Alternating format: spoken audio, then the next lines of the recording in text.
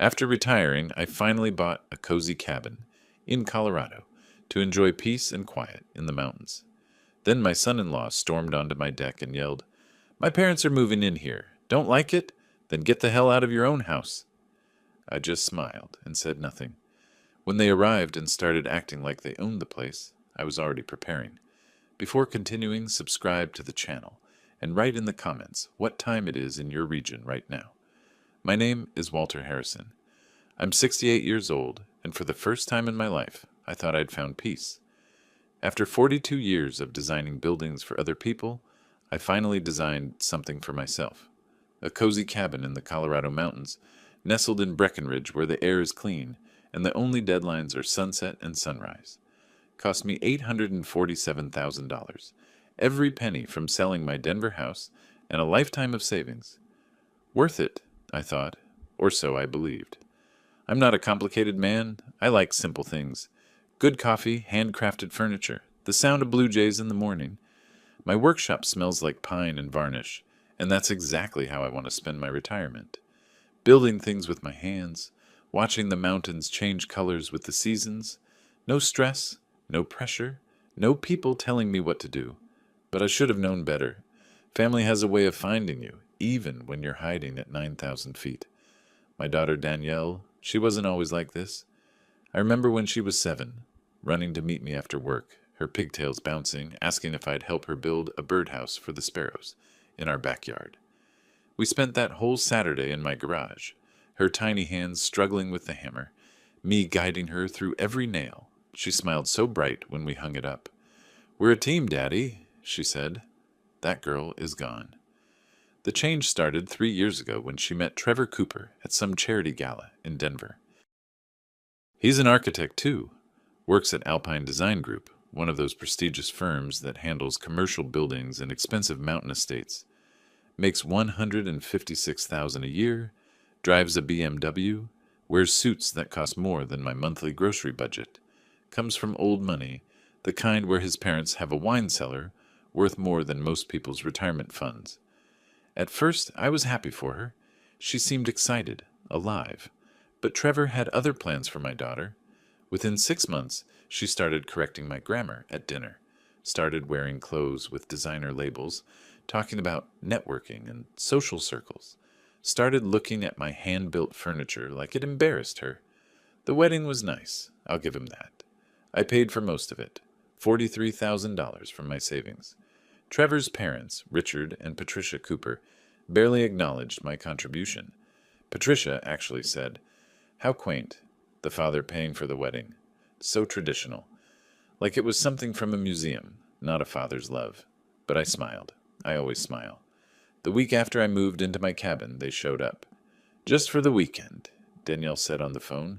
"Trevor wants to see your place." I should have known something was wrong when they arrived. Trevor walked through my cabin like a building inspector, running his fingers along the woodwork I'd spent months perfecting, checking corners, examining joints, not admiring, evaluating. Danielle followed him, quiet, her eyes avoiding mine. That evening I made dinner. Nothing fancy, grilled steaks, roasted potatoes, fresh salad. We sat on my deck overlooking the mountains, the sunset painting everything gold and purple. For a moment, I thought maybe this would be okay. Maybe we could connect. Then Trevor cleared his throat. "Walter," he said, setting down his wineglass. "Not Dad. Never Dad. We need to discuss something important." I waited, knife and fork in hand. "My parents are relocating from California. They need a place to stay for several months. You know, transitional period. Finding the right property. That sort of thing." He gestured around my deck like he was presenting evidence in court. "Your cabin is perfect. They'll move in 3 weeks from now." I felt something cold settle in my chest. "Trevor, this is my retirement home. I bought this for peace and quiet, not—" "Their family," Danielle interrupted, her voice sharp. "Family helps family, Dad." I looked at her, really looked at her. The girl who built birdhouses with me wouldn't have said that with such coldness in her voice. "I understand that," I said slowly, "but this is my personal space. I moved here to—" Trevor's fist hit the table. My coffee cup rattled. "Listen to me carefully," he said, leaning forward. His face was red. veins standing out on his neck. My parents are moving here. They need this place. It's not a request, Walter. It's happening. Trevor, I don't think that's... My parents are moving here. He was shouting now, standing up, looming over the table. You got that? Not a discussion. They arrive April 15th. Don't like it? Then get out. The silence that followed was deafening. Even the birds seemed to have stopped singing. Danielle sat frozen, her eyes on her plate. She didn't defend me. Didn't tell her husband to calm down. Didn't acknowledge that he'd just told her father to get out of his own home. I looked at Trevor's red face, at my daughter's bowed head, at the mountains beyond that suddenly seemed very far away. Something broke inside me. Not loudly, not dramatically. Just a quiet snap, like a thread giving way. Then I smiled. It wasn't a happy smile. It was the smile I used to give contractors who tried to cheat on building codes. The smile that said I knew exactly what game we were playing. All right, I said softly. Whatever you say, Trevor. He blinked, confused by my capitulation. What? I said, all right. Your parents can stay here. I'll make arrangements. Danielle's head snapped up, surprise flickering across her face. Trevor looked suspicious for a moment, then satisfied. He'd won. Of course he had. Old man Walter, always rolling over, always accommodating. Good, Trevor said, sitting back down. I knew you'd see reason. Family first, right? Right, I echoed. Family first. The rest of dinner passed in awkward silence. They left the next morning, Trevor practically bouncing with satisfaction, Danielle giving me a weak hug that felt like an apology she didn't have the courage to say out loud. I stood on my deck, watching their car disappear down the mountain road. Then I went inside, poured myself a bourbon, and started planning. The morning after they left, I sat on my deck with coffee, watching blue jays fight over the feeder I'd built last month. The mountains were still beautiful. The air was still clean. But something had changed. Or maybe I had. I kept thinking about Danielle's face at that table. The way she looked down. The way she said nothing when her husband screamed at her father. When did that happen? When did my daughter become someone who let her husband treat me like dirt? I remembered another dinner, years ago. Danielle was 16. Her boyfriend at the time, what was his name? Jason, made some snide comment about my truck being old. Before I could respond, Danielle stood up and told him to leave. That's my dad you're insulting, she'd said, fierce as a wildcat. Get out of our house. She'd defended me without hesitation. What happened to that girl? I knew what happened.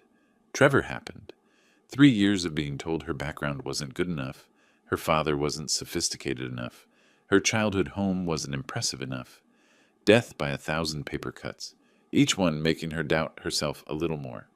And now here we were, her husband screaming at me in my own home, and her sitting silent. I spent that whole day thinking. By evening, I'd made a decision.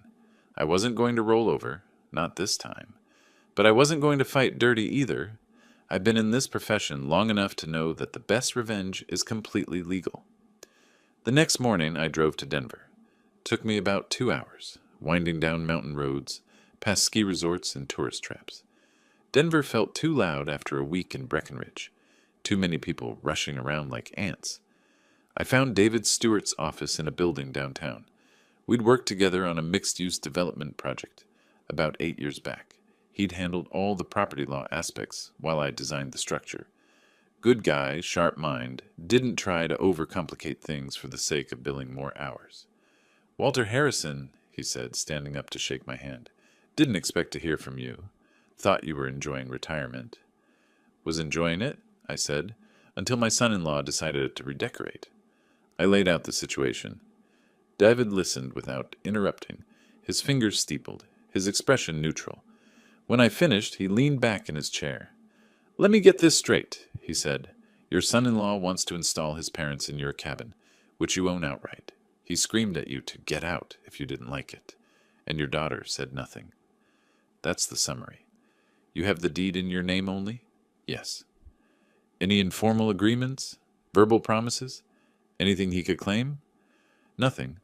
I bought it with my own money after selling my Denver house. Clean title. David nodded slowly. Here's what I think is happening. Trevor has a legal education, right? Worked as a lawyer before switching to architecture? That's what Danielle told me. Then he knows enough to be dangerous. My guess? He's planning to establish his parents as long-term guests, then claim some form of adverse possession or tenant rights. Get them entrenched enough that evicting them becomes a nightmare. Meanwhile, he'll pressure you to sign over partial ownership, or at minimum, give him power of attorney for property decisions. The cold feeling in my chest spread. Can he do that? If you let him. But Walter, you still own that property. You have options. David pulled out a legal pad. Here's what I'd recommend. You create an LLC, a limited liability company, for property management. Transfer the cabin's ownership to the LLC.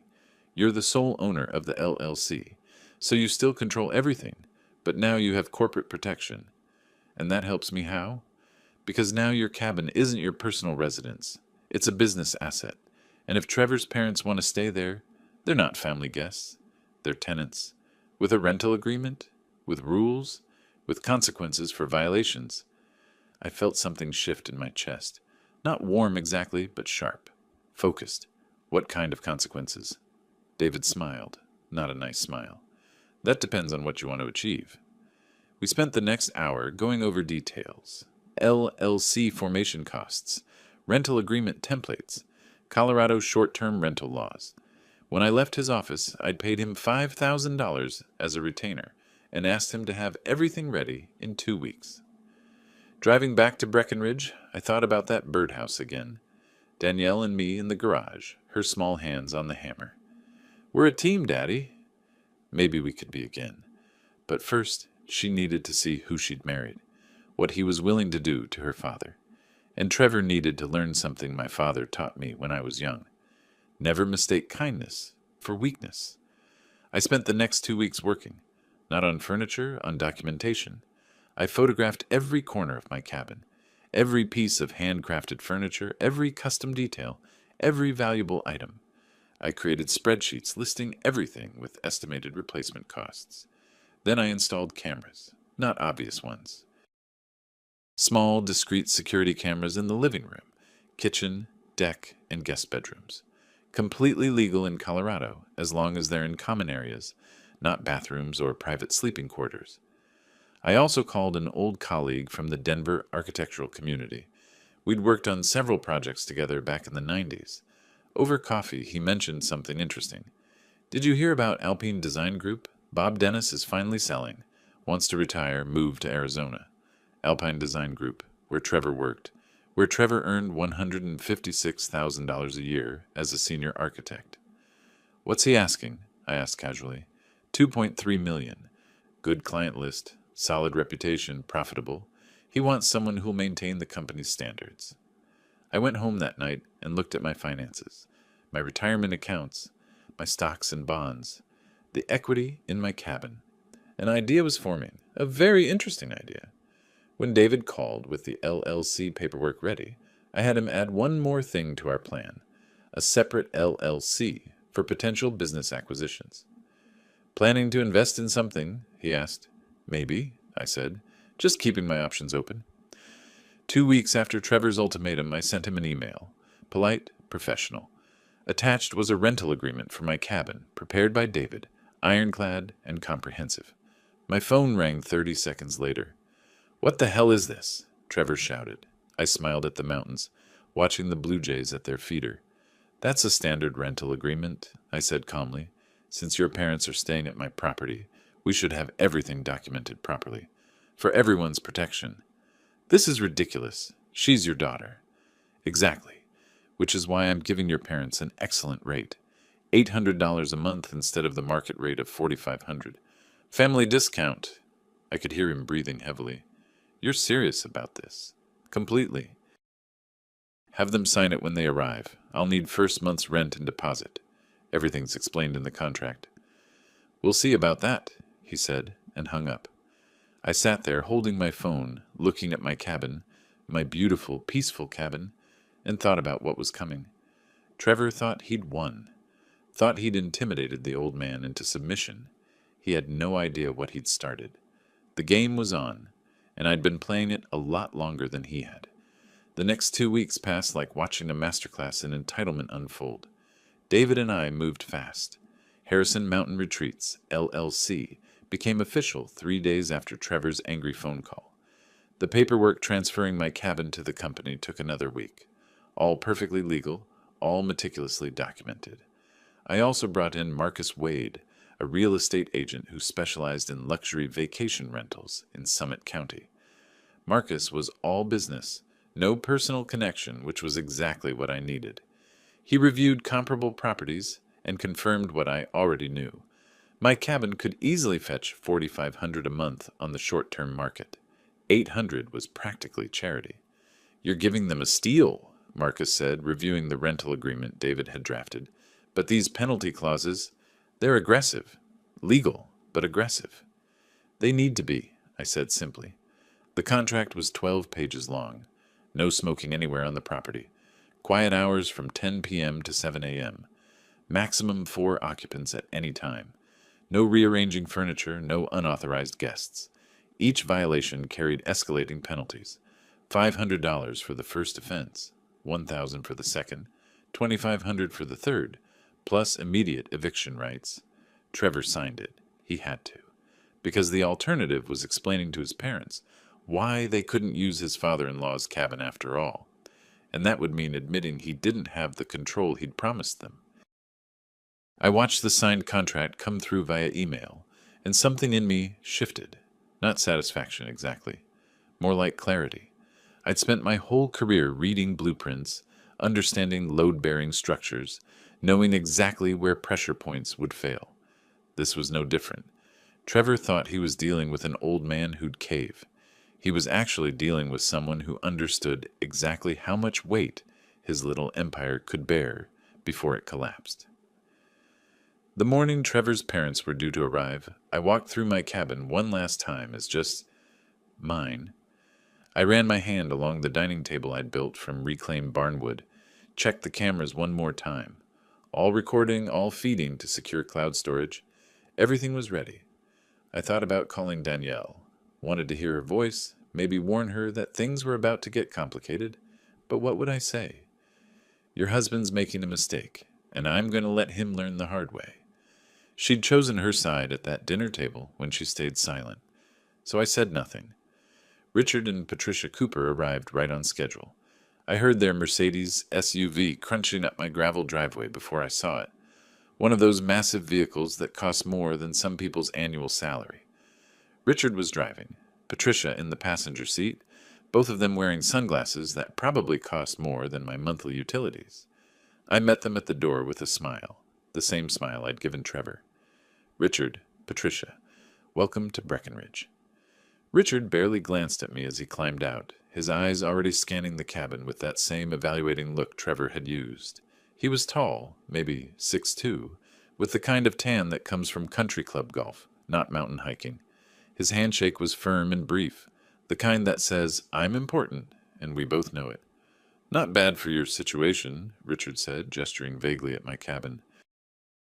"We're used to something more upscale, of course, but it'll do for the interim." Patricia emerged from the passenger side like she was stepping onto a red carpet. Mid-60s, blonde hair that owed more to her hairdresser than genetics, wearing clothes that screamed expensive in that quiet way only true money manages. She looked at my handcrafted porch railing and actually wrinkled her nose. "Rustic," she said, not as a compliment. I kept smiling. "Let me show you around." I gave them the full tour, pointing out everything as if they were valued guests instead of people who'd basically forced their way into my home. The kitchen with its custom cabinets, the living room with its stone fireplace and the furniture I'd built myself, the guest bedrooms with mountain views that people paid premium prices to wake up to. Patricia touched things like they might be contaminated. Richard kept making comments. "This is handmade? How quaint. Only 3 bedrooms? We have 5 in our Malibu house. Is that wood stain original? Looks dated." Every comment was designed to diminish, to make me feel small in my own space. I absorbed it all, saying nothing, watching everything. When the tour finished, I handed them a folder. Inside was their copy of the rental agreement, the house rules printed on heavy cardstock, emergency contact numbers, and a detailed inventory of every item in the cabin with its estimated value. "What's all this?" Richard asked, flipping through it dismissively. Your rental agreement and house guidelines, I said pleasantly. Everything you and Trevor signed off on, just so we're all clear on expectations. Richard laughed, actually laughed. Walter, we're family. We don't need all this bureaucratic nonsense. That's exactly why we need it, I said, my smile never wavering. Clear expectations prevent misunderstandings. Protects everyone. Patricia was already wandering toward the guest bedroom, phone in hand, probably texting Trevor about how adequate the accommodations were. Well, Richard said, tossing the folder onto my dining table without looking at it again, I'm sure it'll be fine. We're not difficult people. I looked at him, really looked at him, saw the same entitled certainty I'd seen in Trevor's eyes that night at dinner, the absolute conviction that rules were for other people. I'm sure it will be, I said. They settled in that afternoon while I retreated to my workshop, which I'd specifically excluded from the rental agreement. It was my space, 20 feet from the main cabin, where I kept my tools and works in progress. Through the window I could see Richard on the deck, cigar in hand, smoke drifting across the mountain air. The no-smoking rule was Section 3, Paragraph 2 of the agreement. I pulled up the camera feeds on my tablet. Crystal clear footage of Richard lighting up, Patricia rearranging my furniture in the living room, moving my handmade coffee table to make room for their own decorative items they'd brought. That was violation number 2. I watched, documented, said nothing. That evening they had friends over. I counted 6 people on the deck, laughing, drinking, music playing until nearly 11 p.m. Maximum occupancy was 4. Quiet hours started at 10. Violations 3, 4, and 5. I sat in my workshop, camera feeds running, making notes with timestamps. Each violation carefully documented, each one building my case. Richard called Trevor that night. I didn't need to bug the place to know what he was saying. I could see him through the window, pacing, animated, probably complaining about the ridiculous contract and the uptight old man. Let him complain. A week passed. The violations accumulated like snow in a Colorado winter, steady, inevitable, mounting. More smoking, more noise violations, more unauthorized guests. Patricia complained to Trevor that my furniture was depressing, and could they please replace it with something more suitable? Richard told his friends at some dinner party that they were slumming it in the mountains, while their real estate situation got sorted. I documented everything. Then I had David send the letter. It arrived via certified mail, which Richard had to sign for. I watched from my workshop window as he tore open the envelope, read the contents, and his face went from confusion to red-faced fury in about 3 seconds. Official notice from David Stewart, attorney at law, on behalf of Harrison Mountain Retreats, LLC. Detailed list of violations: smoking, noise complaints, unauthorized guests, furniture relocation, total penalties owed, $2,000. Payment due within 7 days. Richard's voice carried across the mountain air when he called Trevor. I couldn't make out the words, but I didn't need to. The tone said everything. My phone rang 20 minutes later. Trevor, predictably. "What the hell are you doing?" he shouted. No greeting, no pretense of civility. $2,000? For what? My parents breathing wrong? I was at my workbench, sanding a wooden box I was making for my tools. Didn't stop working. For violating the rental agreement, I said calmly. Section 3 covers smoking, clearly violated multiple times. Section 7 covers noise and quiet hours. Section 5 covers guest limitations. It's all documented. This is insane. They're family. They're tenants who signed a contract you reviewed and approved, if I recall correctly. Nobody takes that contract seriously. I stopped sanding, set down my sandpaper carefully. The law takes it seriously, Trevor. You're a lawyer by training. You understand how contracts work. Silence on the other end. I could practically hear his teeth grinding. You're doing this to get back at me. I'm enforcing a legal agreement. If you have a problem with that, feel free to consult your own attorney. We'll see about this, he said, and the line went dead. I went back to sanding my box, the rhythmic motion soothing. Outside, the sun was setting over the mountains, painting everything in shades of gold and amber. Beautiful evening. Beautiful timing.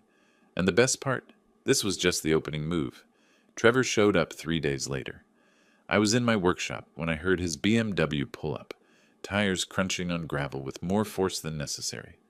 Through the window, I watched him slam the car door, march toward the main cabin where his parents were staying, his whole body radiating anger. I kept working on my project. A jewelry box for... Well, I hadn't decided who it was for yet. Maybe no one. Maybe just for the satisfaction of creating something with my own hands, while everything else fell apart around me. 20 minutes later, Trevor appeared at my workshop door. Didn't knock, just walked in like he owned the place. His face was flushed, his expensive suit jacket unbuttoned, his tie loosened. He looked like a man who was used to winning arguments and couldn't understand why this one wasn't going his way. "We need to talk," he said. I didn't look up from my sanding. "I'm listening." "This contract nonsense has to stop. My parents are not paying $2,000 for living in a house." "For violating a rental agreement," I corrected, still focused on the wood grain. "There's a difference." "Walter..."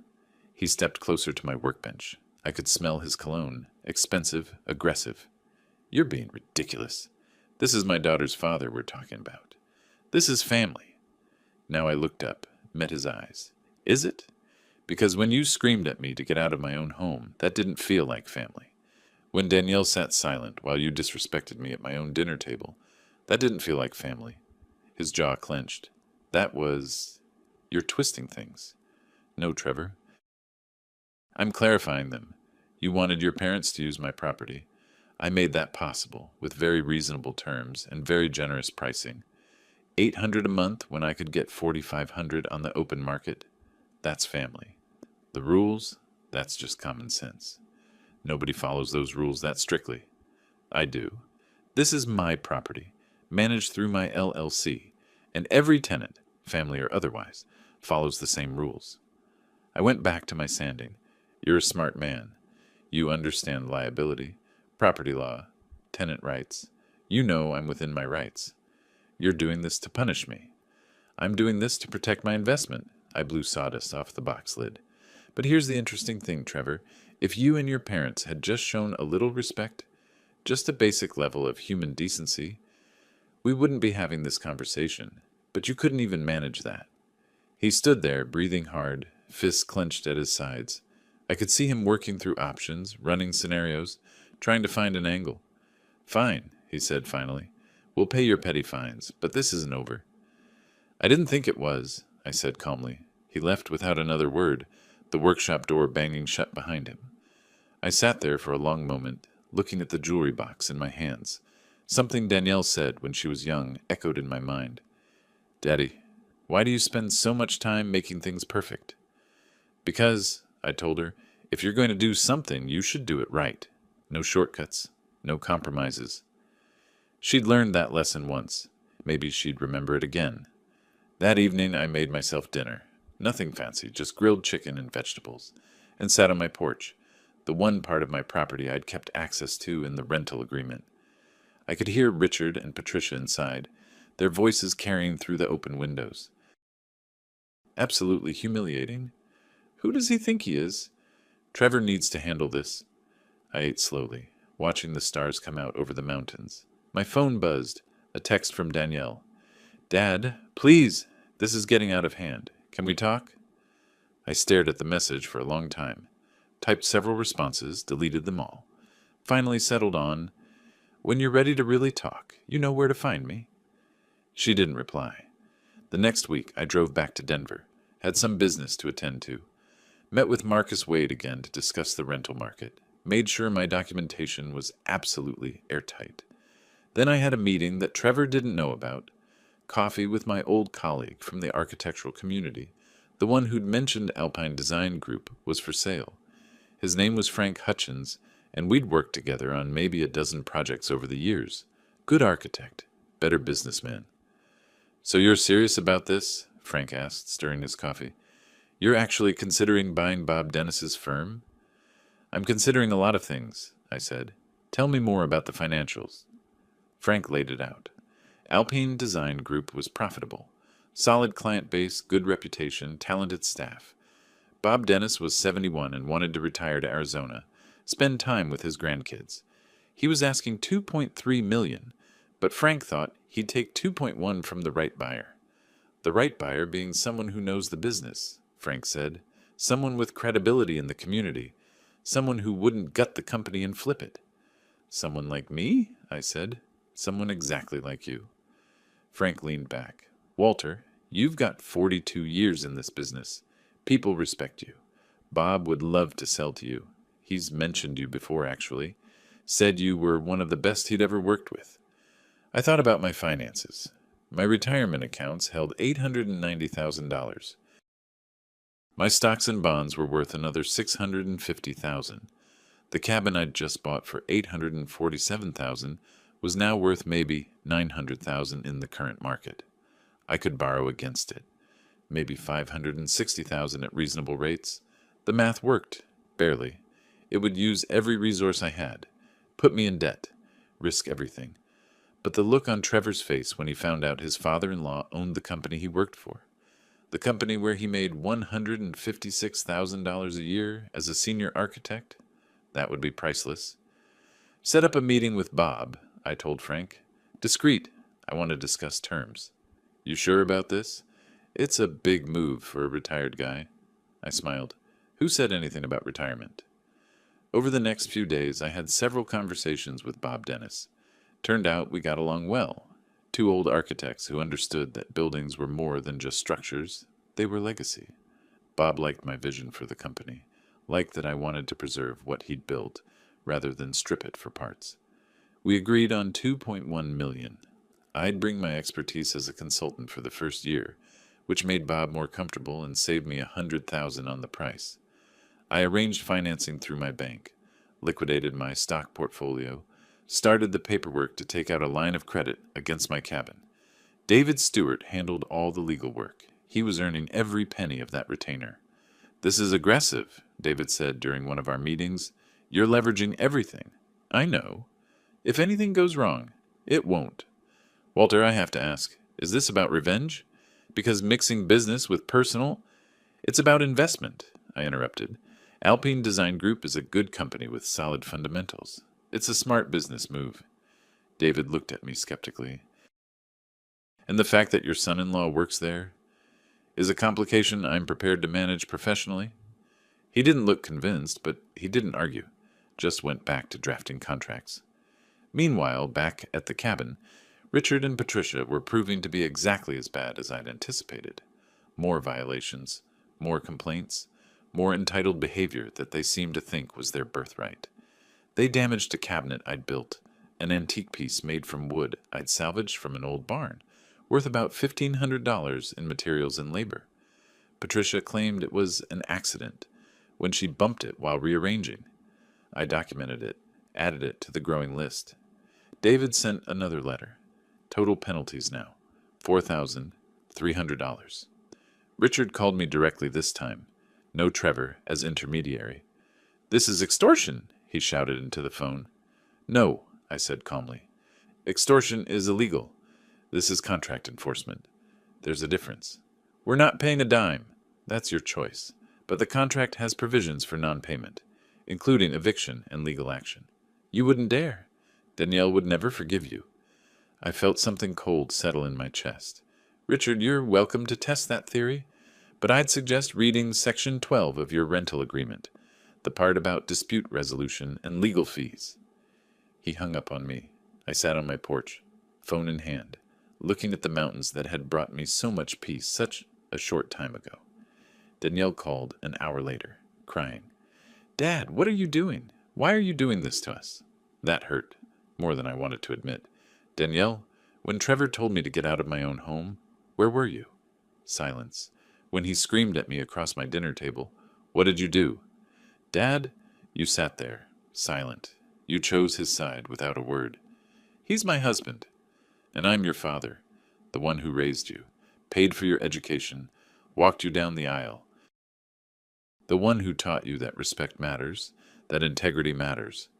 This isn't about respect. This is about you being petty. No, I said quietly. This is about me refusing to be treated like dirt in my own home.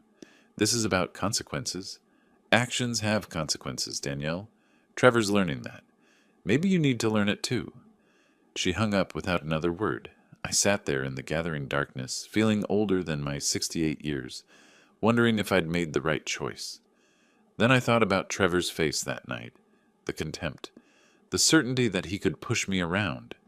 I thought about Richard and Patricia, treating my home like a second-rate hotel, dismissing my craftsmanship, my life's work, as rustic and dated. I thought about Danielle's silence, and I knew exactly what I was doing. The cabin situation would resolve itself. Either they'd pay up and move out, or I'd take them to court and force them out. David was already preparing the paperwork, but the Alpine Design Group acquisition, that was different. That was checkmate. Trevor had no idea it was coming. None of them did. They thought they were dealing with a broken old man who'd quietly accept whatever scraps of dignity they allowed him. They were wrong. The meeting with Bob Dennis was set for the following week. The financing was approved. The lawyers were ready. I stood on my porch, looking at the stars over the mountains, and smiled. Not a happy smile, a patient one, the kind of smile a predator wears when the prey finally wanders into the trap. And that's when I understood exactly how to repay them. The meeting with Bob Dennis happened the following week at a quiet restaurant in downtown Denver, the kind of place where business deals happen over perfectly aged steaks and scotch old enough to vote. Bob was already there when I arrived, a distinguished man with silver hair and the calm demeanor of someone who'd built something he was proud of. "Walter," he said, standing to shake my hand, "Frank told me you were interested. I have to admit, I'm intrigued." We spent the first hour talking architecture. Not business, just the craft we both loved. The way a building's bones tell a story. The satisfaction of seeing something you designed stand for decades. The responsibility of creating spaces where people live their lives. Then we talked business. "Frank said you might be interested in Alpine Design Group," Bob said, swirling his scotch. "Can I ask why? You just retired." I chose my words carefully. I thought I wanted retirement. Turns out what I wanted was freedom. Freedom to choose my projects, work at my own pace, build something meaningful. Your firm has that reputation. Quality over quantity. Relationships over transactions. Bob nodded slowly. "That's exactly what I built. But I'm tired, Walter. 71 is too old to keep up with demanding clients and tight deadlines. My grandkids are in Arizona. My wife wants me there. But I don't want to sell to some corporate entity that'll strip the company for parts." "I wouldn't do that." "No," Bob said, studying me. "I don't think you would. Frank speaks highly of you. Says you're one of the most principled architects he's worked with." We talked numbers. Bob wanted $2.3 million. I countered with $2.1 million, plus my commitment to consult for the first year, helping maintain client relationships, ensuring smooth transition, preserving the company culture he'd built. "Your expertise is worth something," I said, "but mine is too. 42 years in this business. I know every major developer in Colorado, half the building inspectors, and enough contractors to staff 3 firms. That network, that experience, it has value beyond money." Bob considered this. "You're not wrong. And honestly, knowing you'd be guiding the ship for the first year, that gives me peace of mind. Then we have a deal?" He extended his hand. "We have a deal." The financing was the hard part. I met with my banker the next day, a woman named Lisa Chen, who'd handled my accounts for 15 years. I laid out my assets. $890,000 in retirement accounts, $650,000 in stocks and bonds, the cabin worth approximately $900,000 with current market values. "You want to leverage all of this?" Lisa asked, concerned. "Walter, this is your entire safety net. I know what I'm doing." "Do you? Because if anything goes wrong—" "It won't." She looked at me for a long moment. "This isn't just business, is it?" I met her eyes. "It's the best business opportunity I've had in years. Alpine Design Group is profitable, well managed, with excellent growth potential. The numbers work." "The numbers barely work," she corrected. "You'll be extended thin. 1 bad quarter and—" "Lisa, I need you to trust me on this." She sighed, pulled out the loan applications. "You're liquidating your stock portfolio?" "Yes." "Taking a home equity line against the cabin? At your age, with fixed income?" "Yes." "And you're absolutely certain about this?" I thought about Trevor's face that night at dinner. The contempt. the certainty that he could push me around. Completely certain. The paperwork took 3 weeks. Liquidating investments, processing loan applications, setting up the new LLC, Harrison Architectural Holdings, to purchase Alpine Design Group. David Stewart handled the legal aspects, making sure everything was airtight.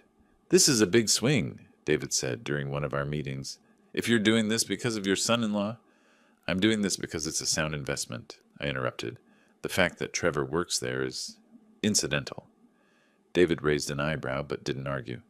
Meanwhile, back at the cabin, the situation deteriorated exactly as I'd predicted.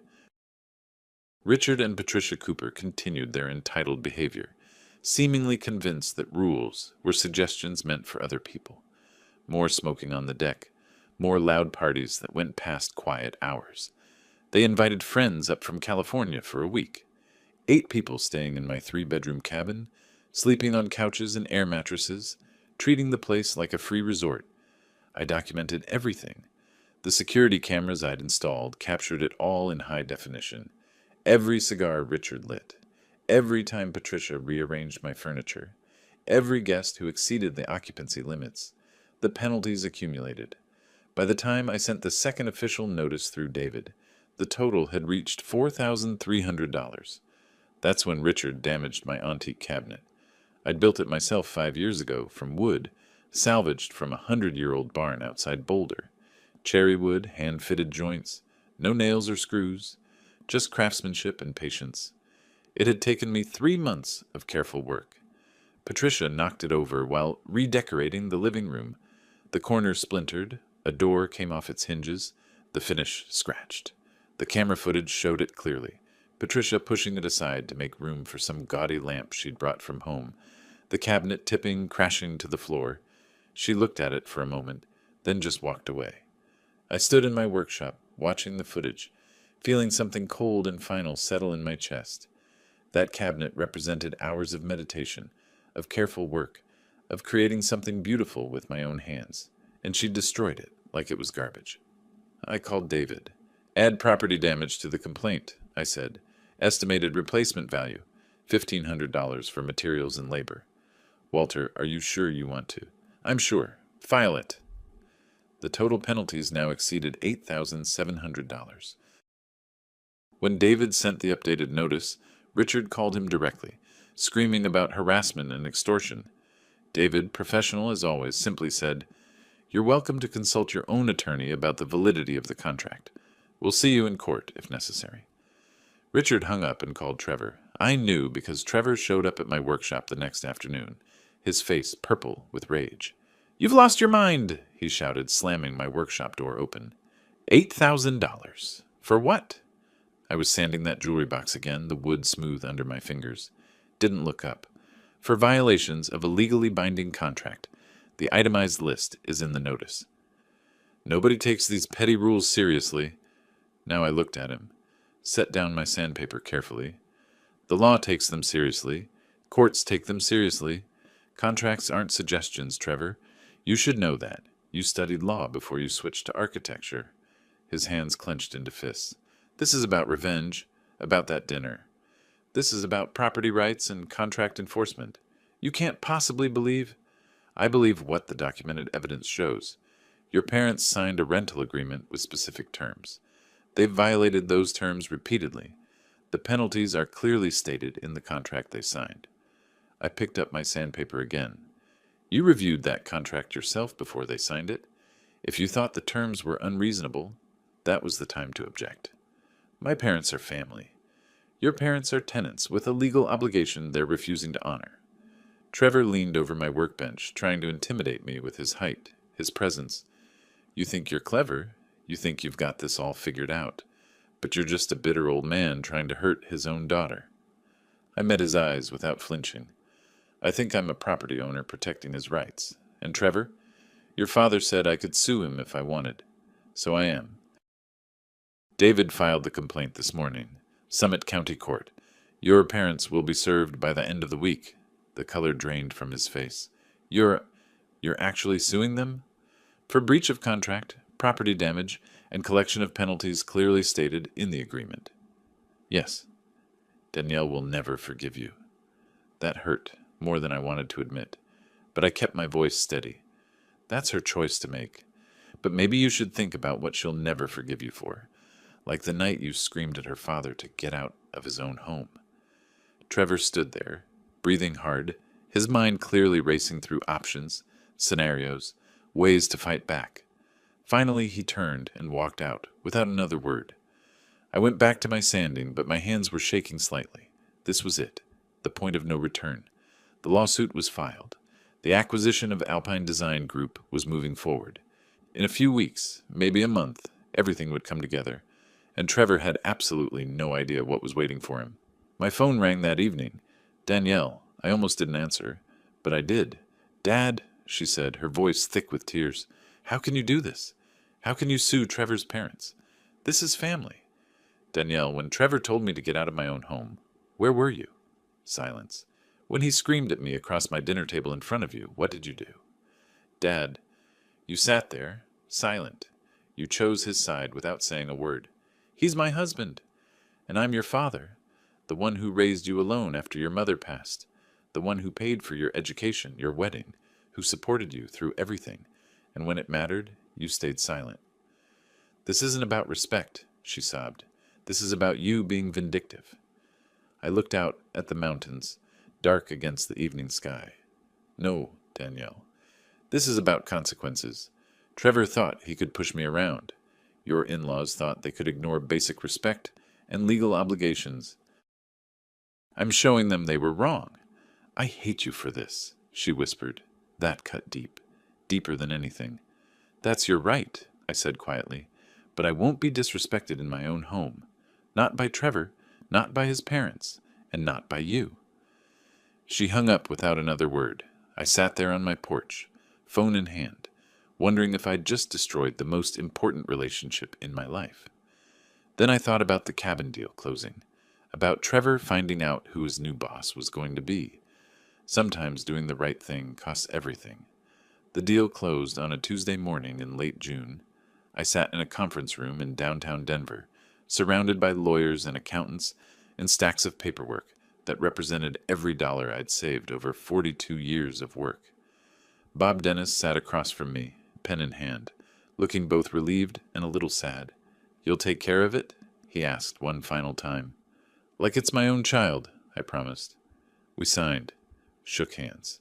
And just like that, I owned Alpine Design Group, $890,000 from my retirement accounts, $650,000 from selling my investment portfolio, $560,000 borrowed against my cabin at 4.2% interest. Every penny I had, plus debt that would take years to pay off.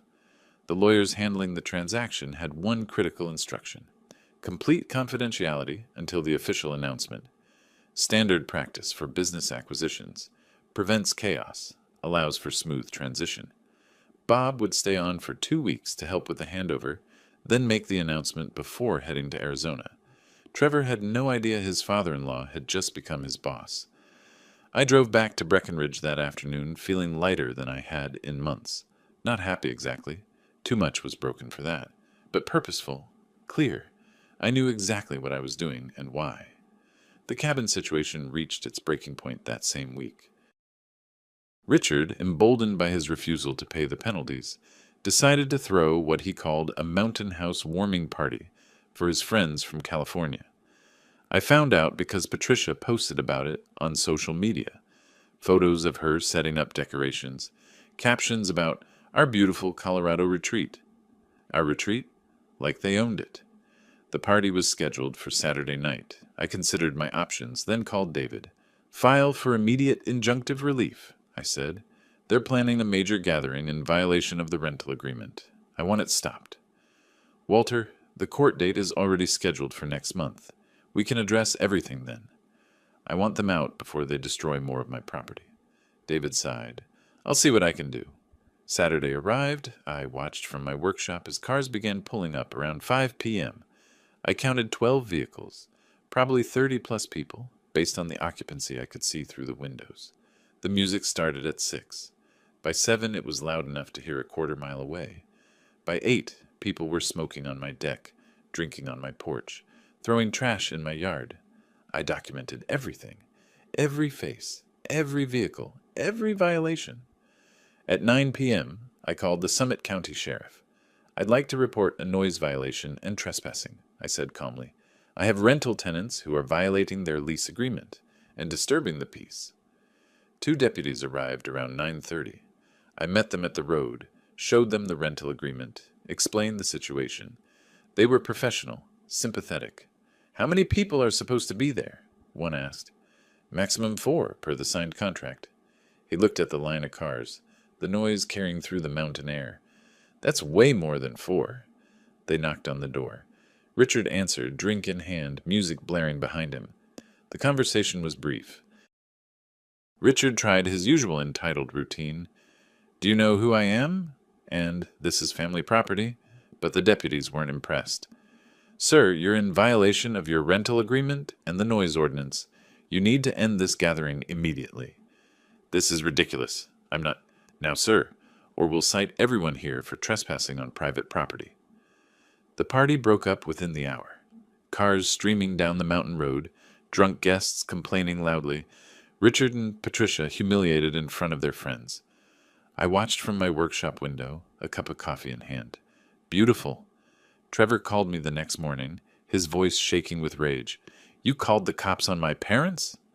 I called law enforcement about a violation of a rental agreement and noise ordinance. Yes. They were humiliated. Their friends were trespassing on my property in violation of a signed contract. Trevor, this is simple. They agreed to terms. They're not following them. Actions have consequences. This is insane. What's insane is thinking you can scream at someone in their own home and face no consequences. What's insane is your parents destroying property they don't own and expecting no accountability. He hung up. I went back to my coffee. The next week, David called with news. The court date is set, 3 weeks from now, and Walter, they don't have a lawyer. Seriously? Richard tried to represent himself initially, then called a few attorneys. Nobody wants to touch it. The contract is ironclad, the violations are documented with video evidence, and they don't have a legal leg to stand on. Any lawyer who looked at it probably told them to settle. But they won't settle. Nope. Richard is convinced he'll win because family. I almost felt sorry for them. Almost. The 3 weeks crawled by. Richard and Patricia stayed in the cabin, probably hoping I'd back down. They'd stopped throwing parties, but the smaller violations continued. Richard's cigars, Patricia's furniture rearranging, the general contempt for my property.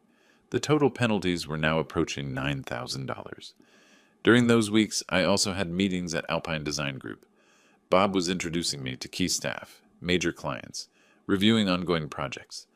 Everyone assumed I was just a consultant helping with the transition. Trevor saw me a few times in the office, confusion flickering across his face, but he didn't ask questions. Probably assumed Bob had hired me temporarily. I kept my mouth shut, smiled, learned the business from the inside. The court date finally arrived on a Thursday in late August. I dressed carefully that morning, good suit, nothing flashy, the image of a responsible property owner protecting his rights. David met me at the Summit County Courthouse, his briefcase full of documentation. Ready? He asked. Absolutely. We entered the courtroom. Richard and Patricia were already there, sitting with Trevor and Danielle. My daughter looked exhausted, her eyes red-rimmed. She glanced at me once, then looked away. That hurt, but I'd known it would. The judge, a woman in her 50s named Margaret Chen, reviewed the case file before addressing us. This is a civil complaint regarding rental agreement violations and property damage. Mr. Stewart, you're representing the plaintiff? Yes, Your Honor. Harrison Mountain Retreats, LLC, owned by Walter Harrison. And the defendants are representing themselves? Richard stood up. Yes, Your Honor. This whole thing is a misunderstanding. We're family and... Sir, please sit down. You'll have your chance to speak. Judge Chen reviewed the complaint, the rental agreement, the penalty clauses. Her expression remained neutral, but I saw her eyebrows raise slightly when she read the detailed violation list. Mr. Stewart, present your case. David was masterful. He laid out the timeline, the signed contract, the clear violation terms. Then he presented the evidence, video footage of Richard smoking, of Patricia rearranging furniture, of the massive party, photos of the damaged cabinet, copies of warning letters that were ignored. Richard's face got redder with each piece of evidence. When it was his turn, Richard stood up and started talking about family obligations, about being treated unfairly, about how the contract was unreasonable. Judge Chen stopped him. "Mr. Cooper, did you sign this rental agreement?" "Yes, but did you read it before signing?" "Well, yes, but nobody actually—" "Nobody actually what? Expects you to follow rules?" Her tone was sharp. "This is a legally binding contract. You signed it. The terms are clearly stated. The evidence shows repeated, documented violations. But he's my son-in-law's father. This is family property." "This is rental property, owned by an LLC. Family relationship doesn't negate contractual obligations." Richard tried to argue more, but Judge Chen had clearly seen enough. "I'm ruling in favor of the plaintiff," she said firmly.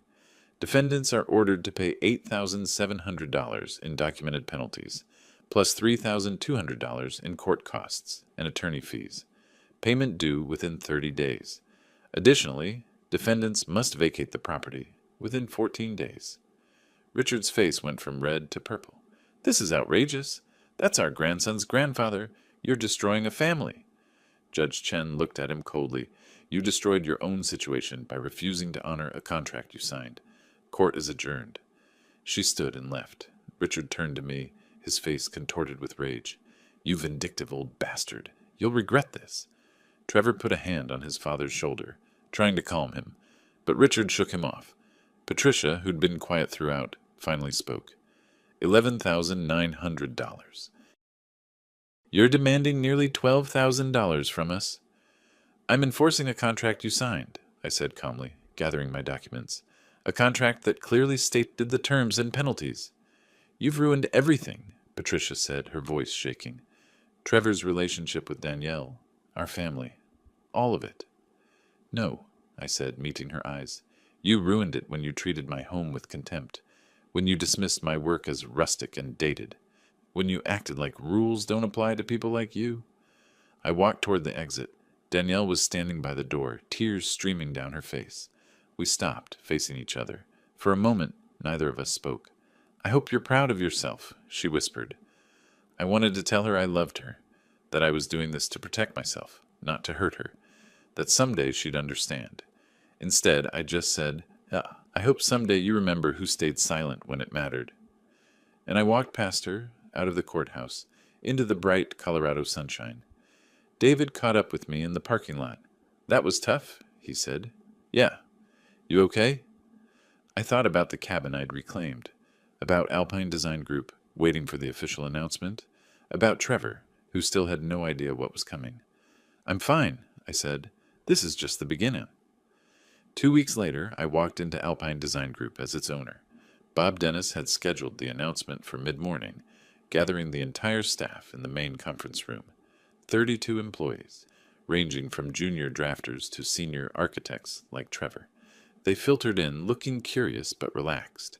Ownership changes in architecture firms aren't unusual, and Bob had assured everyone their jobs were safe.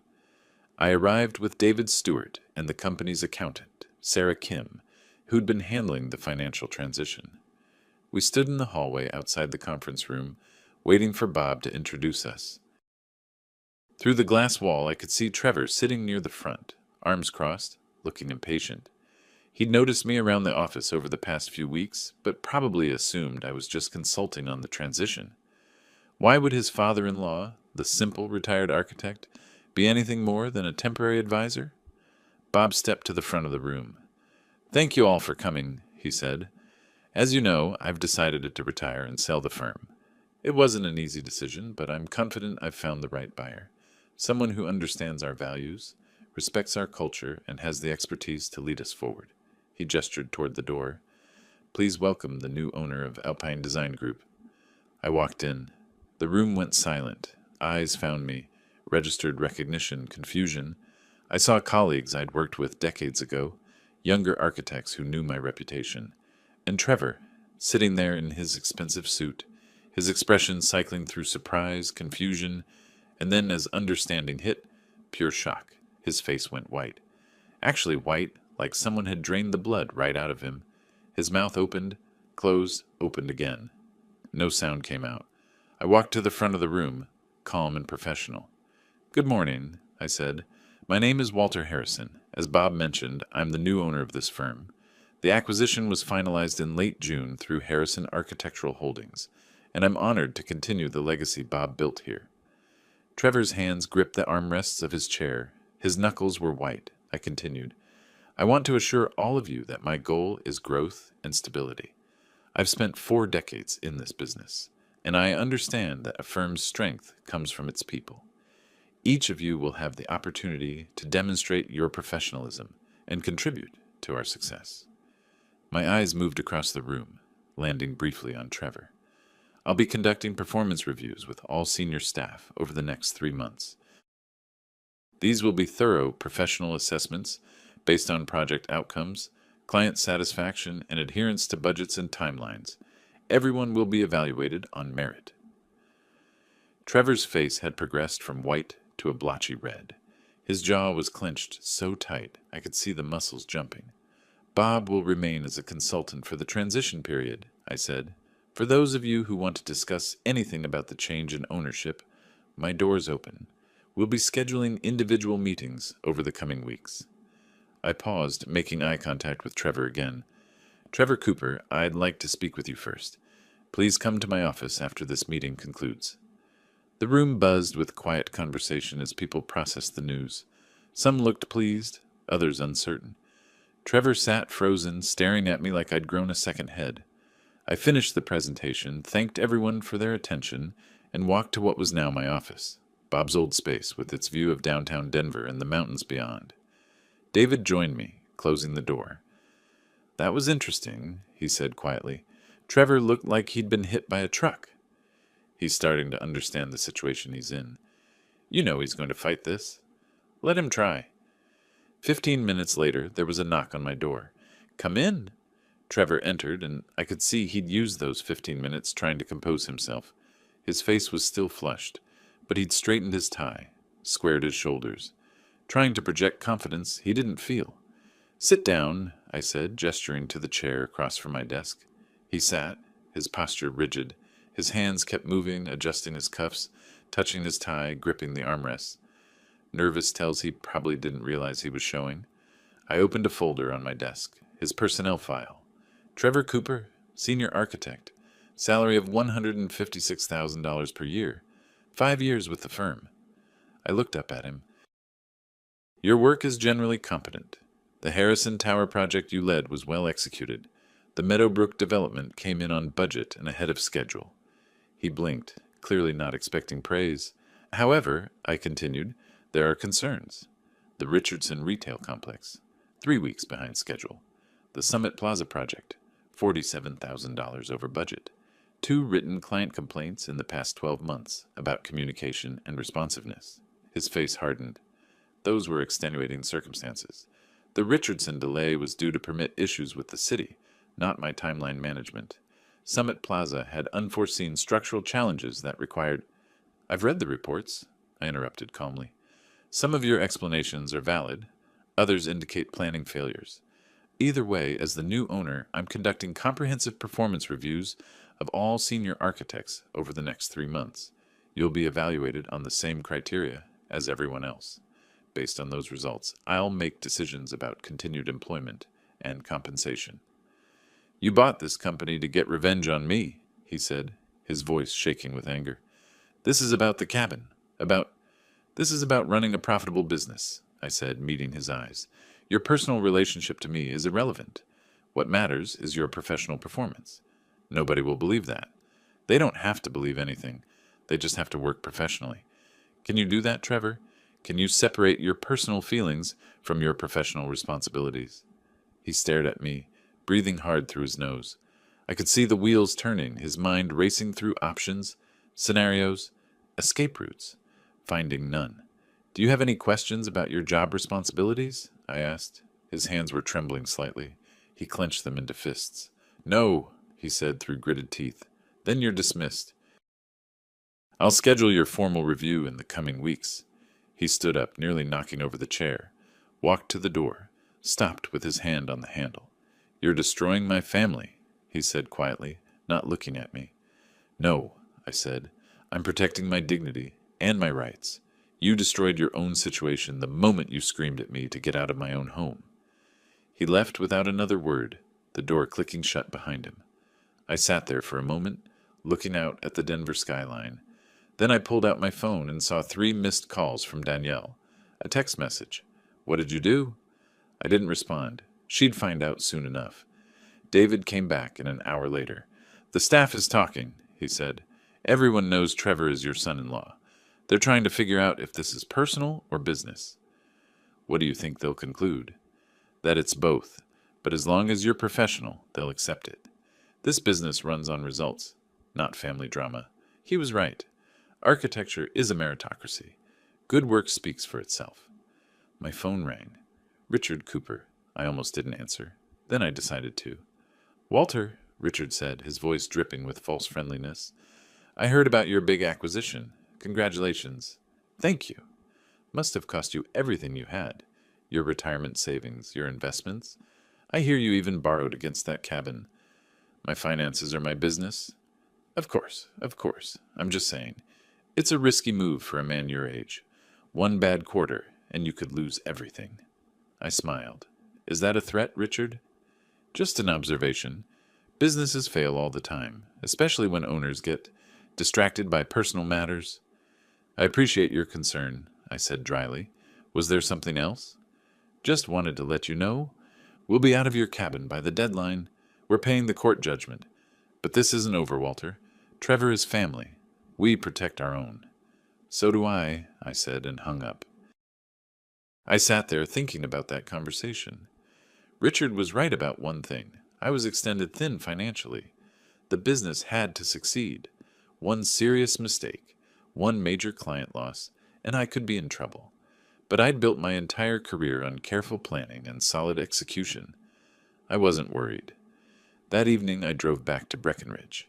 The cabin felt different now, not just mine again, but reclaimed, won back through legal means and sheer determination. I sat on my porch with a bourbon, watching the sun set over the mountains, thinking about everything that had happened. 3 months ago I'd been a retired architect, looking forward to peace and quiet. Now I owned a multi-million-dollar firm, had won a lawsuit against my in-laws, and held my son-in-law's career in my hands. It should have felt like victory. Instead, it felt like war. And I had a feeling the hardest battles were still to come. Trevor didn't come to work the next day, or the day after that. On the 3rd day, he called in sick. His administrative assistant, a woman named Jennifer, who'd been with the firm for years, looked uncomfortable when she told me. Is he actually sick? I asked. She hesitated. I don't know, Mr. Harrison. He sounded stressed. If he needs personal time, he should request it properly, through official channels. Yes, sir. But I knew what was happening. Trevor was hiding, trying to figure out his next move. And I was right, because that evening he went to the cabin. I knew because Richard called me. We need to talk, Richard said. All of us. You, me, Patricia, Trevor. Let's settle this like adults. There's nothing to settle. The court made its ruling. You have a payment deadline. Walter, please. We're family. Surely we can work something out. I thought about it, considered refusing, but curiosity won. Fine. Tomorrow evening, 6 p.m. Your cabin, or rather my cabin that you're occupying for another week. We'll be there. I showed up at exactly 6 p.m. the next day. Richard and Patricia were waiting, along with Trevor. Danielle sat in the corner, her eyes red from crying. Thank you for coming, Richard said, trying to sound magnanimous, like he was doing me a favor. You have 20 minutes, I said, remaining standing. Then I'm leaving. Patricia spoke up, her voice carefully modulated. Walter, we've been talking. We realize this situation has gotten out of hand. We'd like to propose a settlement. I'm listening. We'll pay half the judgment, Richard said. $5,000. In exchange, you drop the rest of the penalties and let us stay another month to properly arrange our California move. I almost laughed. You want me to accept half of what you legally owe, plus give you more time and property you've disrespected? It's a reasonable compromise. No.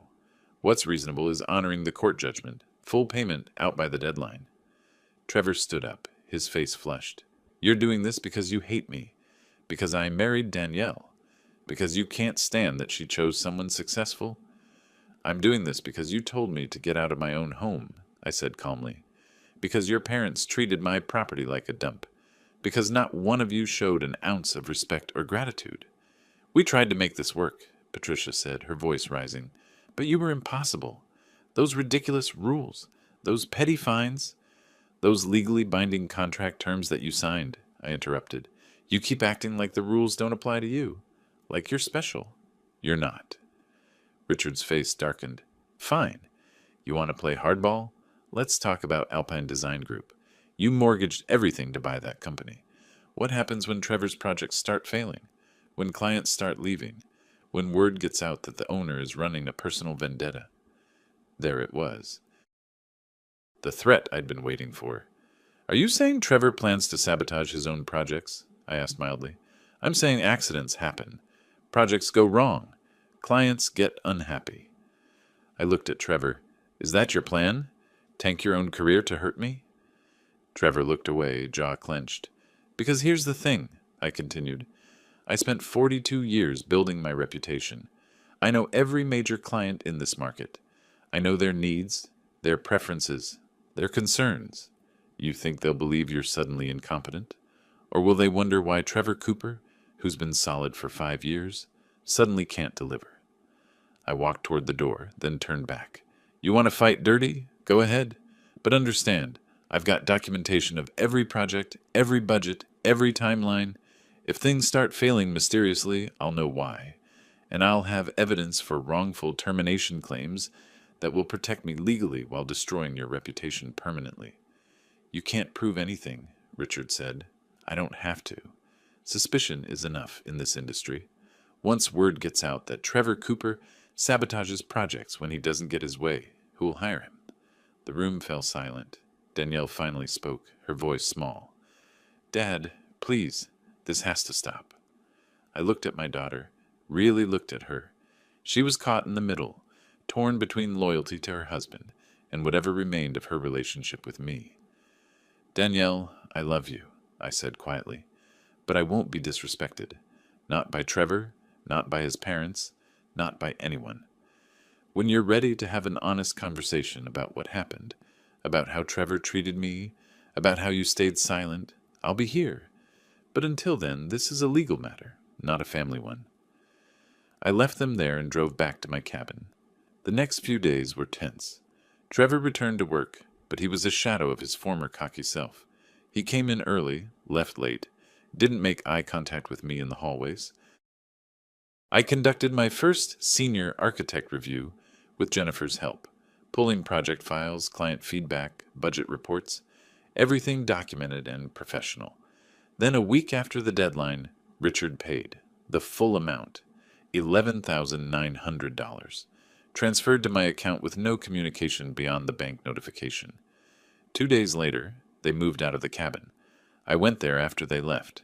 The place was a mess, not destroyed, but clearly not cared for. Dishes in the sink, trash overflowing, my furniture shoved against walls. But they were gone. I spent that weekend cleaning, putting everything back where it belonged, restoring my sanctuary to what it had been. Almost what it had been. Some things can't be fully restored. The following Monday, I began Trevor's official performance review. I sat in my office going through his project files with meticulous care. The Richardson project delay, I found emails showing Trevor had been warned about potential permit issues, but hadn't followed up promptly. His fault. The Summit Plaza budget overrun, structural problems that could have been caught in initial planning with more thorough site analysis. Also, his fault. The client complaints, both from the same client, who'd complained about Trevor's dismissive attitude when they raised concerns. Absolutely his fault. Everything documented. Everything provable. I could fire him. Legally, professionally, with complete justification. But I didn't want to destroy him. I wanted him to understand. To change. So instead, I scheduled a meeting. Trevor came into my office looking like a man walking to his execution. His face was pale, his hands shaking slightly as he sat down. I've completed your performance review, I said. He said nothing, just waited. Your work shows both strengths and significant weaknesses. The weaknesses are concerning, particularly the pattern of poor communication and inadequate planning that has led to delays and overruns. His hands gripped the chair arms. However, I continued, I also see potential. When you focus and apply yourself properly, you're capable of excellent work. The Harrison Tower project proves that. He looked up, surprise flickering across his face. So here's what's going to happen, I said. I'm putting you on a performance improvement plan. 2 months. You'll work directly with senior project manager Susan Chen, who'll mentor you on planning and client communication. You'll have specific targets, on-time delivery, budget adherence, client satisfaction scores. I slid a document across the desk. Meet these targets and you keep your position. Fail and we'll discuss other options. This is your opportunity to prove you're the architect I believe you can be. He stared at the document, then at me. Why? He asked hoarsely. Why are you giving me a chance? I thought about that, about Danielle, about the man my son-in-law could be if he dropped the entitlement and arrogance. Because everyone deserves a chance to do better, I said, even you. He left my office without another word, the improvement plan in his hands.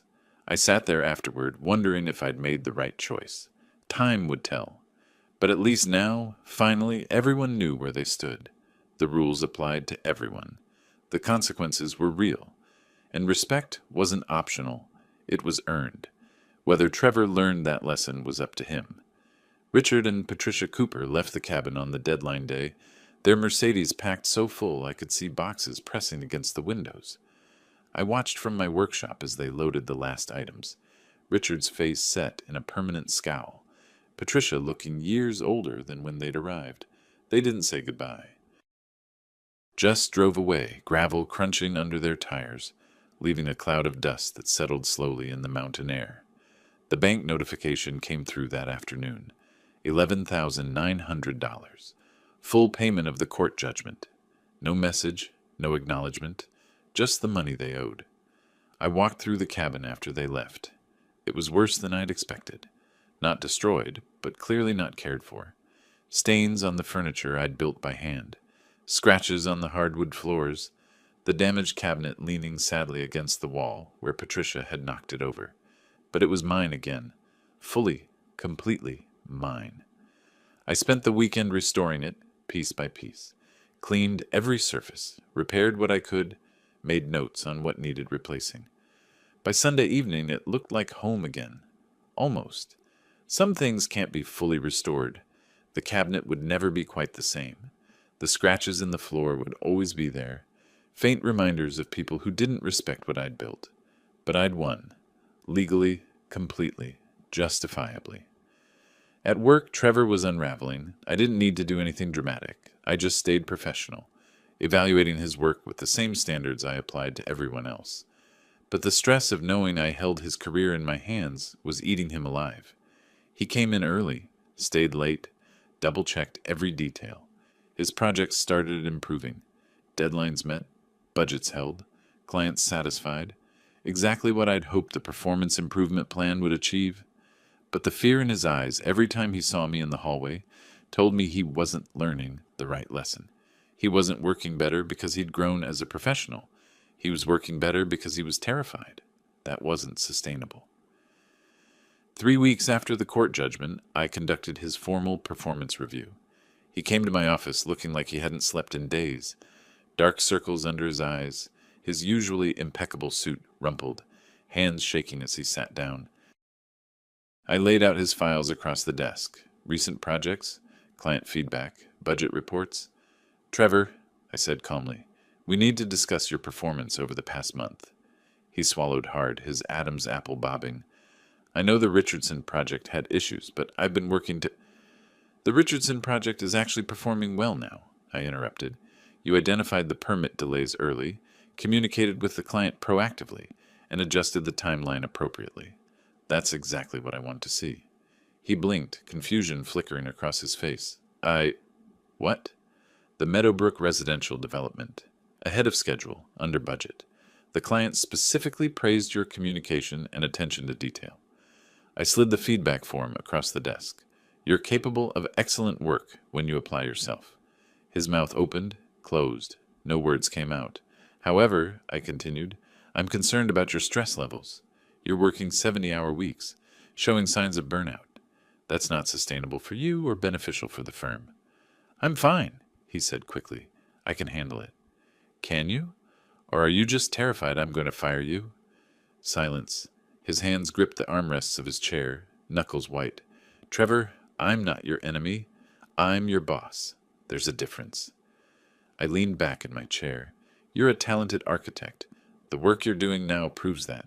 But you're doing it out of fear, not passion. That needs to change. How? He asked, his voice barely above a whisper. How am I supposed to not be afraid when everything, when I bought the company you work for, when I successfully sued your parents, when I showed you that actions have consequences? He looked down at his hands. Trevor, I didn't do any of this to destroy you. I did it to protect myself and demand the respect I deserve.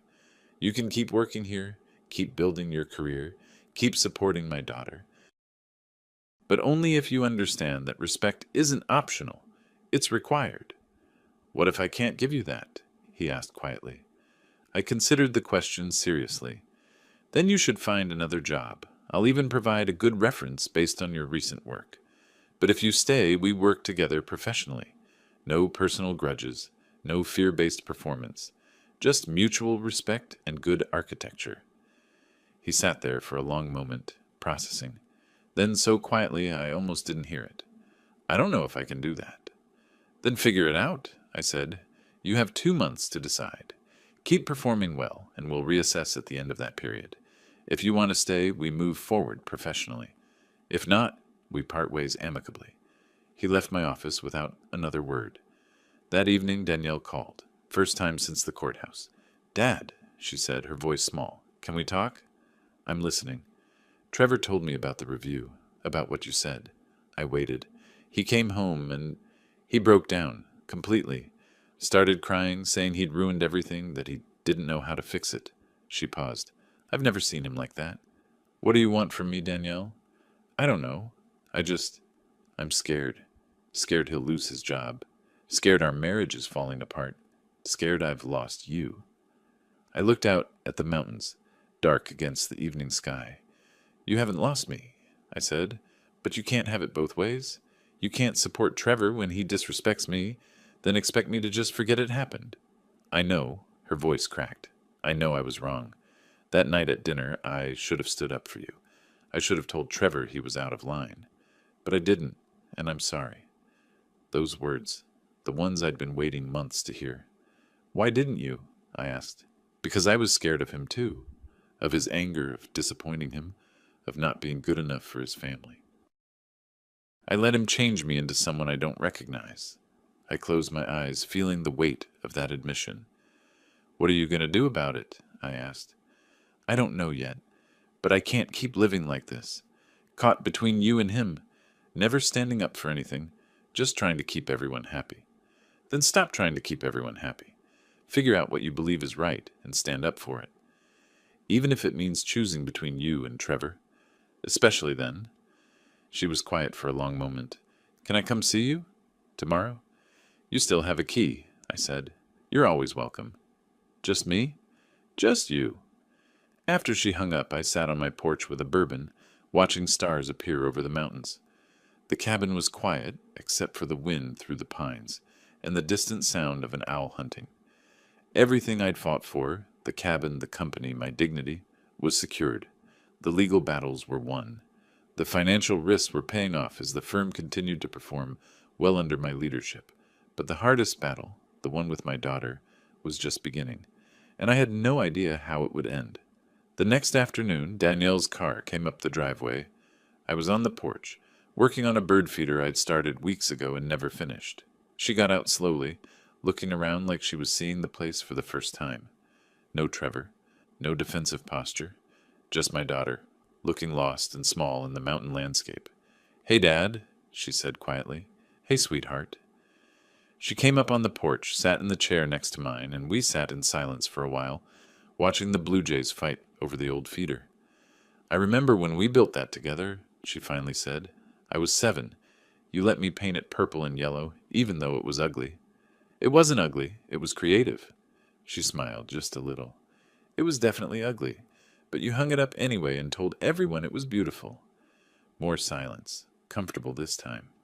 I'm sorry, Dad, she said, for everything, for letting Trevor treat you like that, for not defending you, for choosing him over you when it mattered. I set down my tools, gave her my full attention. I forgive you, I said simply. She looked at me, tears starting to fall. Just like that? Just like that. You're my daughter, Danielle. I love you. That doesn't change because you made mistakes. But you've been so angry. I've been hurt, and I've been protecting myself. But angry at you? No. Disappointed, yes. Angry at Trevor for putting you in that position? Absolutely. But you're my daughter. That's forever. She broke then, really broke, crying in a way I hadn't seen since she was a child. I pulled her into a hug and let her cry, my hand on her back the way I used to when she had nightmares. What do I do now? She asked when she could speak again. That's up to you. What do you want? I want my dad back. I want to be the person you raised me to be. I want to fix this. Then fix it.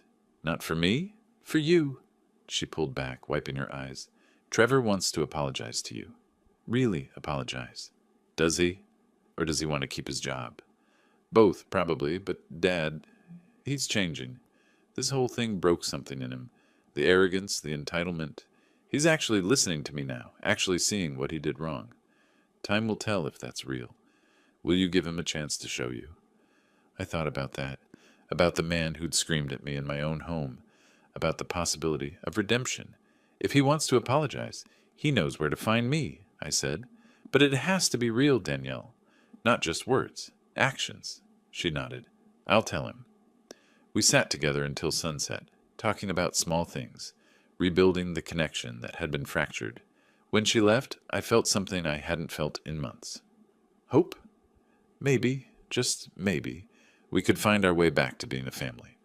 But first, Trevor had to prove he'd really learned his lesson. 3 weeks later, I was in my office reviewing the quarterly financials when Jennifer buzzed my intercom. Mr. Harrison, Trevor Cooper's here to see you. He doesn't have an appointment, but he says it's personal. I checked my calendar. Send him in. Trevor entered looking different, not broken, but humbled. He wore a simple button-down and slacks instead of his usual expensive suit. His hair was less precisely styled. His whole demeanor was quieter. Walter, he said, thank you for seeing me. Sit down. He sat, hands folded in his lap. No nervous fidgeting, just stillness. I've been thinking about what to say to you for weeks, he began. Tried writing it down, practicing in the mirror, all of that. But nothing seemed right, because nothing can really undo what I did. I waited, saying nothing. I came to your home as a guest and treated you like you were beneath me. I screamed at you to get out of your own property. I let my parents disrespect your work, your life, everything you built. And worst of all, I put Danielle in a position where she had to choose between us. His voice was steady, but I could see the effort it took. I can't blame it on how I was raised, even though my parents taught me that money equals worth. I can't blame it on stress or circumstances. I made those choices. I was cruel and entitled and wrong. He met my eyes. I'm not asking for forgiveness. I'm not even asking for understanding. I'm just telling you that I know what I did was unforgivable, and I'm working every day to be better than that person. The silence stretched between us. What changed? I finally asked. Losing, he said simply. I've never really lost before, never faced real consequences. My parents always fixed things, always smoothed things over. But you didn't let them. You held me accountable, and it destroyed the illusion I'd built my whole life on. He leaned forward slightly. You gave me a performance improvement plan instead of firing me. You could have destroyed my career, ruined my reputation, made it impossible for me to work anywhere. But you didn't. You gave me a chance to prove I could do better.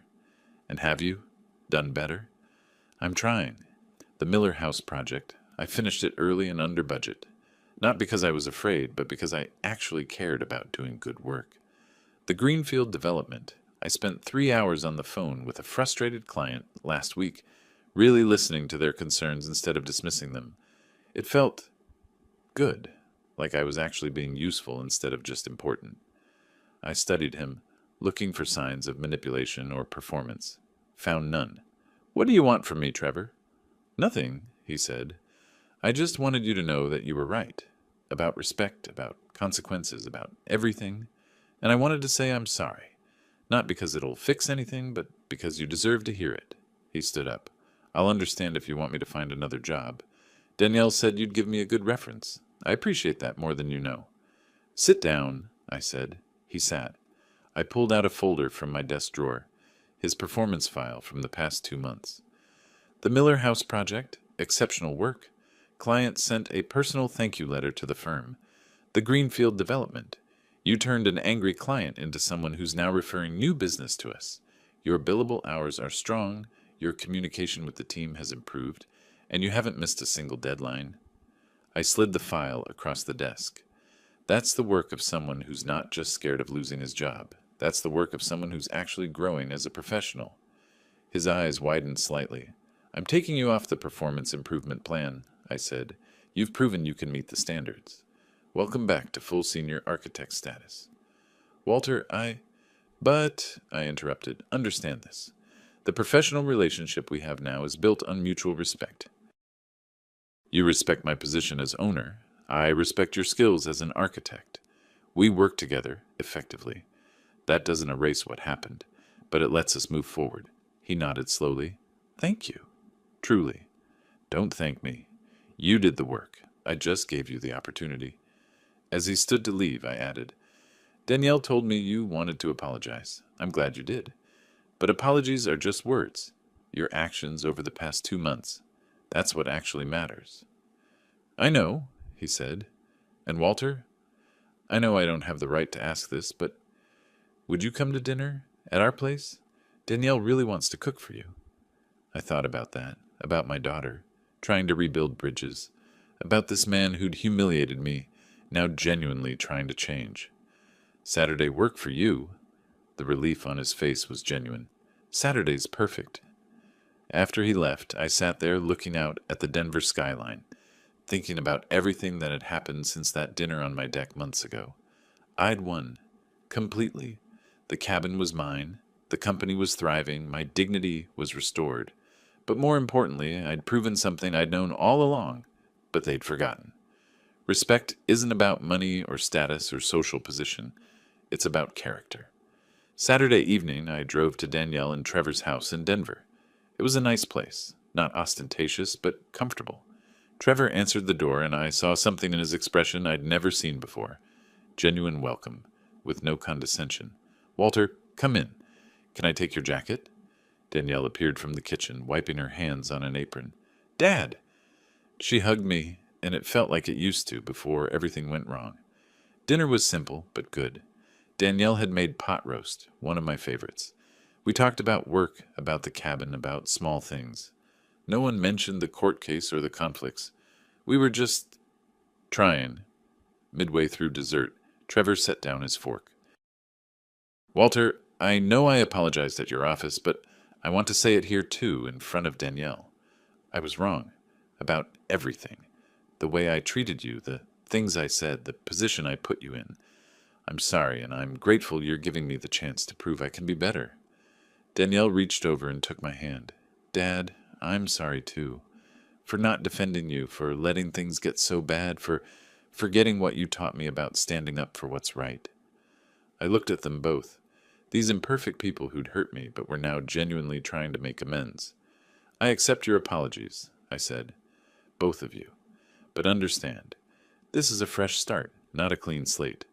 Trust is rebuilt through consistent action, not just words. We understand, Trevor said. Good. I smiled, the first genuinely warm smile I'd given them in months. Now who's going to help me with these dishes? We cleaned up together, the three of us, talking and even laughing a little. When I left that night, standing on their doorstep saying goodbye, Danielle hugged me tight. I love you, Dad. I love you too, sweetheart. Trevor extended his hand, and I shook it. His grip was firm, but not aggressive. Equal. Thank you, he said quietly, for not giving up on us.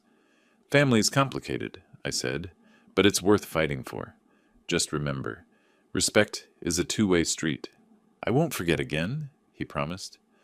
Driving back to Breckenridge that night, windows down, mountain air flowing through the truck, I thought about everything that had happened.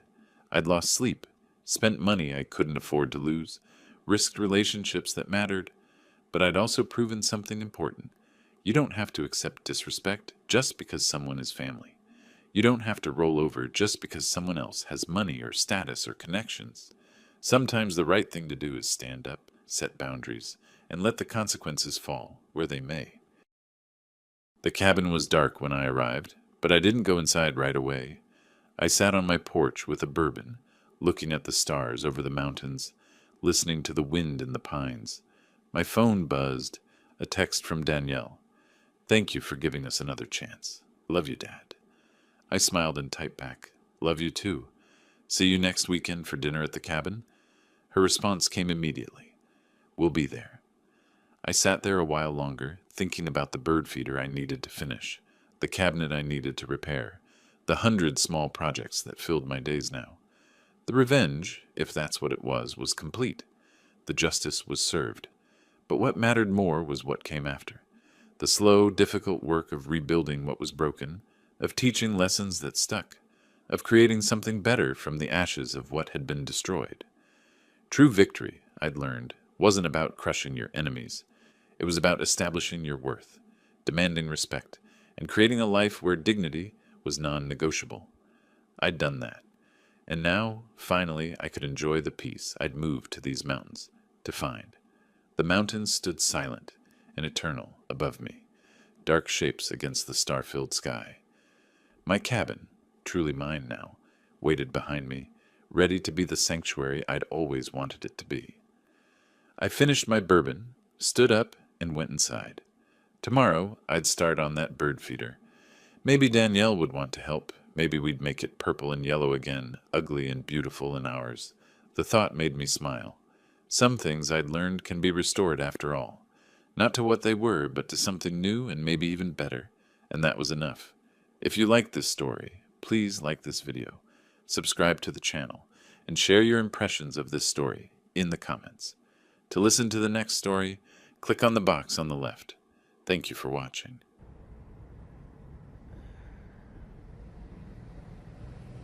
아, 케바케긴 한데.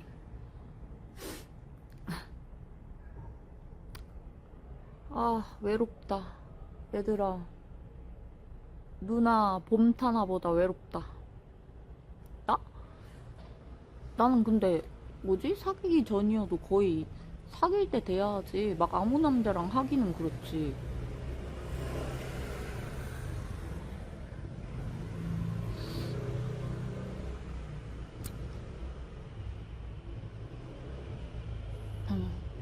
방송하면서부터는 좀 빡셌지.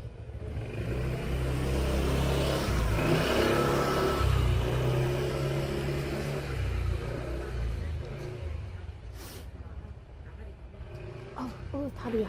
쭈그려 앉아있었더니 다리 아파. 잠깐만. 좀 마트를 일단 가볼까?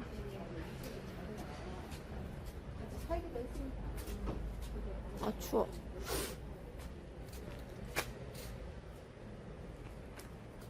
이쪽으로 가서 우회전.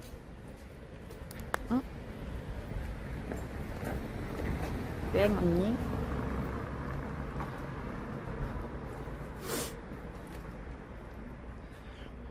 이거?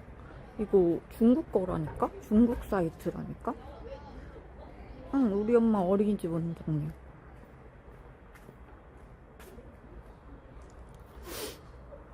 응, 곰대가 오빠.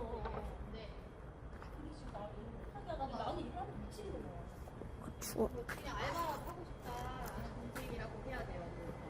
인생에. 그러니까 이게 지금 서울만 알아서 말이 나와요. 애들 밥 안 먹을 때? 언니 그거 뭐지? 애들이 어린이집에서는 밥 안 먹을 일이 없어. 알지? 애들 이중인격이야.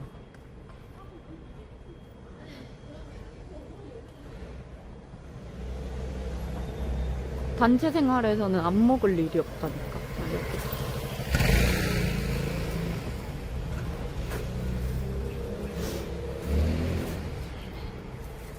그럼 같이 먹어야 된다고 어르고 달래야지 뭐. 근데 원래 애기들 그거부터 시작이잖아, 밥상머리 교육.